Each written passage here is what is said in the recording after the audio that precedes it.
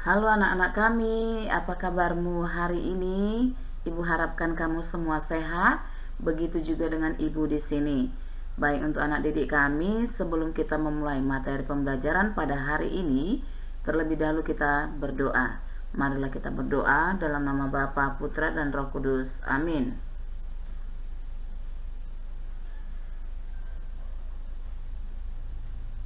Amin, dalam nama Bapa, Putra, dan Roh Kudus. Amin. Baik, untuk anak didik kami, pembelajaran masih di dalam tema 2 untuk di subtema 3. Namun materi yang kita laksanakan hari ini adalah bahasa Indonesia dan bersama Ibu Astika Hutajulu. Baik, untuk anak didik kami dalam materi bahasa Indonesia pada saat ini yaitu mengidentifikasi informasi penting suatu teks dalam bentuk peta pikiran, yang mengidentifikasi informasi penting suatu teks dalam bentuk peta pikiran. Baik, untuk anak didik kami, dalam suatu teks pasti memiliki informasi pentingnya.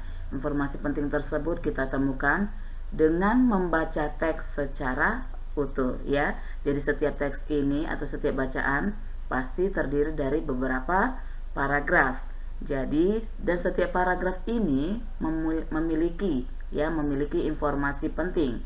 Jadi kita dapat menemukannya ataupun mengidentifikasi informasi penting tersebut dengan menggunakan kata tanya apa, siapa, di mana, kapan, mengapa, dan bagaimana, yang nantinya akan disajikan dalam bentuk peta pikiran. Ya, jadi setelah kita mengetahui atau kita temukan terlebih dahulu kata tanya tersebut, ya, kemudian kita buat pertanyaan-pertanyaan yang akan membantu menemukan informasi pentingnya. Jadi informasi nanti atau informasi tersebut setelah kita temukan, kita sajikan dalam bentuk peta pikiran. Jadi peta pikiran ini yang membuat kita lebih mudah memahami dan mengingat informasi penting yang terdapat dalam suatu teks, ya. Jadi untuk anak didik kami, di dalam kata tanya tersebut ada juga fungsinya. Ya, mungkin kalau untuk sebelumnya pembelajaran ini sudah sangat sering kita dengar atau sangat dalam percakapan pun sering juga kita gunakan, ya. Jadi kata tanya beserta fungsinya ini ada 6, ya. Kalau untuk dalam bahasa Inggris, ya, 5W plus 1H, ya. Jadi artinya kalau untuk yang pertama itu apa atau what, ya. Kata tanya untuk menanyakan hal atau peristiwa yang terjadi. Yang kedua, siapa, ya, untuk menanyakan seseorang yang terlibat dalam suatu peristiwa. Dan yang ketiga adalah kapan. Ini menanyakan waktu terjadinya suatu peristiwa. Dan keempat ini adalah di mana. Di mana itu menanyakan tempat, ya, tempat kejadian atau tempat terjadinya suatu peristiwa. Dan yang kelima, mengapa. Ya, kata tanya untuk menanyakan penyebab, ya, penyebab terjadi suatu peristiwa. Dan yang terakhir ini adalah bagaimana atau how, ya. Kata tanya untuk menanyakan cara, ya, caranya atau prosesnya dalam terjadinya suatu peristiwa. Ya, untuk anak didik kami itulah untuk beberapa jenis kata tanya. Namun untuk contohnya, ya, jikalau ada suatu bacaan atau teks seperti yang Ibu paparkan di sini adalah peristiwa proklamasi kemerdekaan Indonesia terjadi pada tanggal 17 Agustus 1945. Jadi kita sudah pasti, ya, berpikir kemana arah tujuan kata tanya yang digunakan. Ya, peristiwa proklamasi kemerdekaan Indonesia terjadi, ya. Jadi dalam artinya kita sudah berpikir, maka kata tanya yang cocok atau yang sesuai dengan kalimat tersebut atau teks tersebut adalah kapan terjadinya peristiwa proklamasi kemerdekaan Indonesia.